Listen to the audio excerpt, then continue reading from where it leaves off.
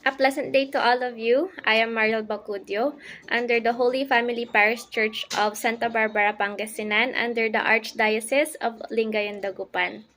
Today, I will be presenting the Billings Ovulation Method.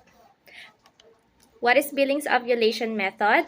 This is the natural way of postponing pregnancy, achieving pregnancy, and monitoring women's health through observing the cervical mucus secretion. When did this begin?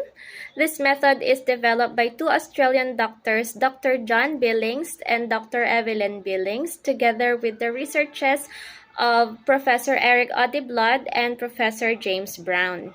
This method is easy to learn, simple to use, and it has no side effects because there is no drugs used to alter the natural fertility of the woman.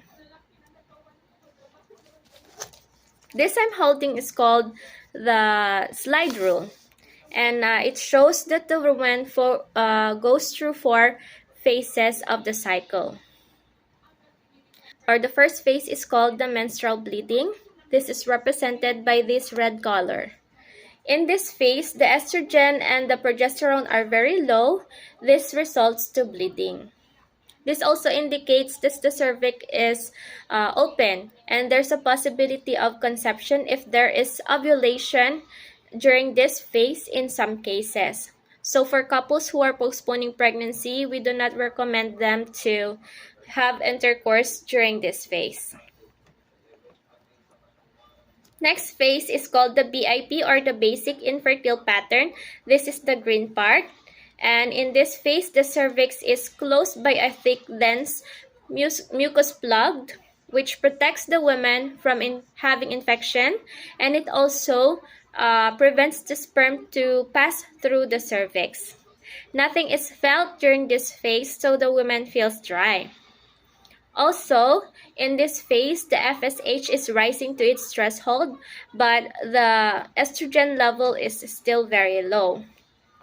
There are cases that the BIP is very short or very long, and we call them short or long cycle. Third phase is called the changing pattern of fertility. So after the BIP, the pituitary gland sends FSH, or what we call the follicle stimulating hormones. This activates the ovary, and when the ovary is activated, it releases estrogen. The high estrogen level stimulates the cervix to produce mucus. And this releases the mucus plug from the cervix, and it progresses to wet, slippery sensation, which is felt by the woman. The wet, slippery mucus is an indication that eggs are mature. The last day of the wet, slippery sensation is the most fertile day of this cycle because it is close to ovulation. It is also called the peak, which is marked by the X in the slide.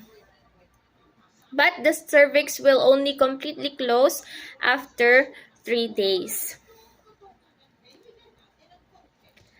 The last phase is called the luteal phase.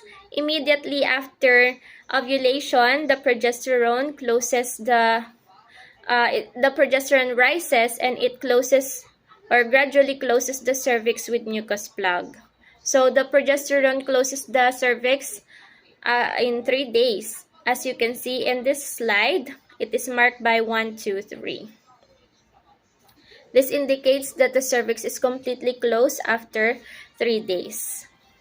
And the luteal phase is usually, or it usually lasts for 11 to 16 days.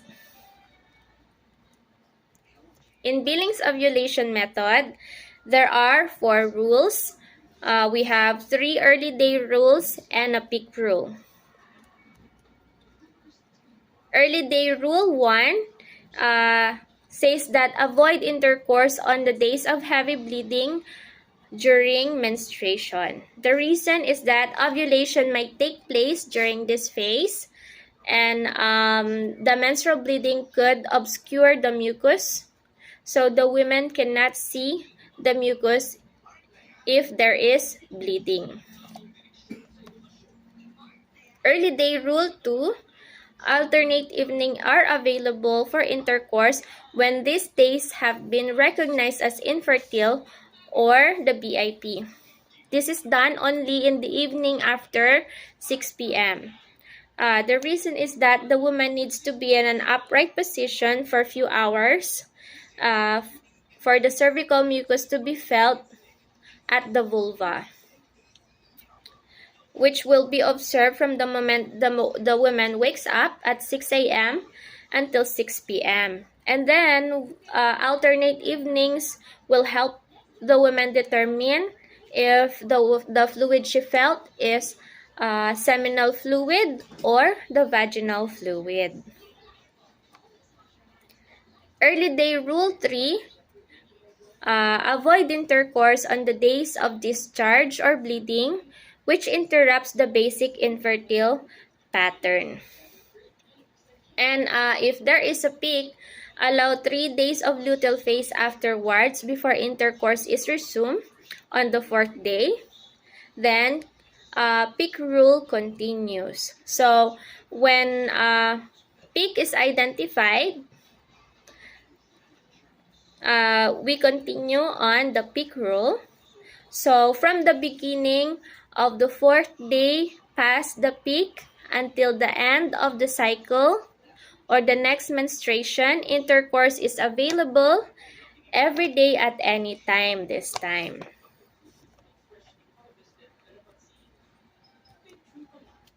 Alright, so this marks the end of my presentation. Thank you so much for listening, and I will leave you with this verse, Romans chapter 11, verse 36. For him, and through him, and for him are all things. To him be the glory forever. Thank you so much, and have a great day.